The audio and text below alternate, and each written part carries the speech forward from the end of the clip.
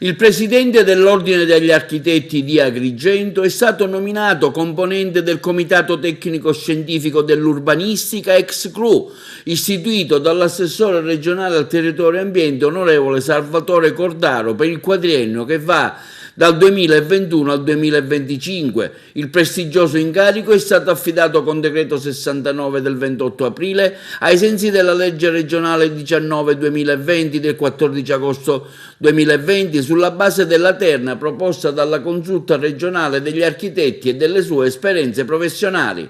La nomina è il riconoscimento dell'architetto Cimino per l'impegno profuso nello svolgimento del proprio ruolo di presidente dell'Ordine degli Architetti della provincia regionale di Agrigento e di componente della Consulta regionale degli architetti siciliani. Sì, è una nomina che mi orgoglisce tanto, frutto di una terna voluta dalla Consulta regionale degli architetti, sulla base anche delle mie esperienze professionali.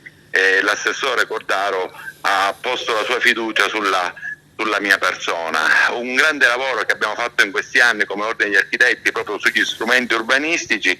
In questo comitato avremo l'occasione di parlare della nuova norma urbanistica regionale che dopo 40 anni e oltre sta muovendo i suoi primi passi. Il ruolo sarà quello di poter sollecitare anche tutte le amministrazioni nel riordino dei nostri strumenti urbanistici, del nostro territorio, nella strada del consumo suolo zero, ma soprattutto nella strada di voler valorizzare il territorio siciliano. Quindi fattivamente ci sarà una ricaduta anche in termini economici e occupazionali? La ricaduta è soprattutto negli strumenti urbanistici che quando vengono approvati costituiscono il vero volano dell'economia siciliana. Noi sappiamo benissimo che nonostante la Sicilia sia ricca di un patrimonio naturale, ambientale, ma culturale che non è uguali nel mondo, l'economia viene trainata dal settore dell'edilizia.